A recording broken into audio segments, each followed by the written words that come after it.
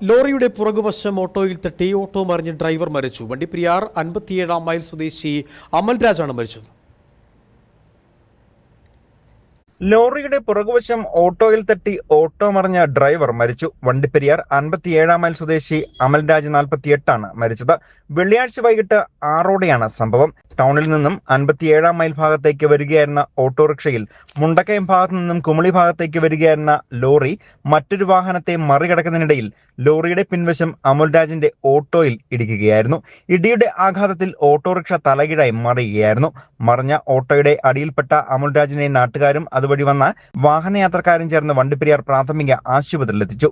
തലക്കേറ്റ പേർക്ക് ഗുരുതരമായതിനെ തുടർന്ന് Mundakayam medical trust ആശുപത്രിയിലെത്തിച്ചെങ്കിലും പോകുന്ന വഴിമധ്യേ അമൽരാജ് മരണപ്പെടുകയായിരുന്നു. മൃതദേഹം മുണ്ടക്കയം മെഡിക്കൽ ട്രസ്റ്റ് ആശുപത്രി മോർച്ചറിയിൽ സൂക്ഷിച്ചിരിക്കുകയാണ്. വണ്ടിപ്പെരിയാർ പോലീസ് സ്ഥലത്തെത്തി മേൽ നടപടികൾ സ്വീകരിച്ചു. പോസ്റ്റ്മോർട്ടം നടപടികൾക്ക് ശേഷം ബന്ധുക്കൾക്ക് മൃതദേഹം വിട്ടു നൽകും.